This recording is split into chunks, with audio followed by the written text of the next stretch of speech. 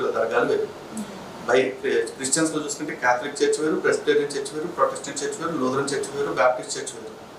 Bibles తీసుకుంటే Catholic Bible వేరు, Protestant Bible వేరు, ఆంగ్లికన్ బైబిల్ వేరు, ఆర్థడాక్స్ బైబిల్స్ వేరు, ఇన్ని రకాల బ్యాప్టిస్ట్ బైబిల్ వేరు, ఇన్ని రకాలు. హిందువుల్లో ఇన్ని కులాలు ఉన్నాయి.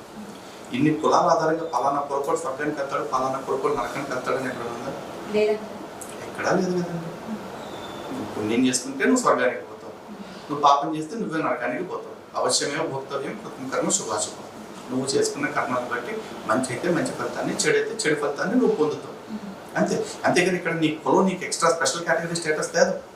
అలాగే పోనీ ఇక్కడ ఎన్ని కులాలు ఉన్నా సరే కులాలు పక్కన పెట్టండి, అట్లీస్ట్ 4 వర్ణాలు ఉన్నాయి. బ్రాహ్మణ, క్షత్రియ, వైశ్య, శూద్ర అని చెప్పేసి బ్రాహ్మణ టెంపుల్ వేరే, క్షత్రియ టెంపుల్ వేరే, వైశ్య టెంపుల్ వేరే, శూద్ర టెంపుల్ వేరే ఉంది.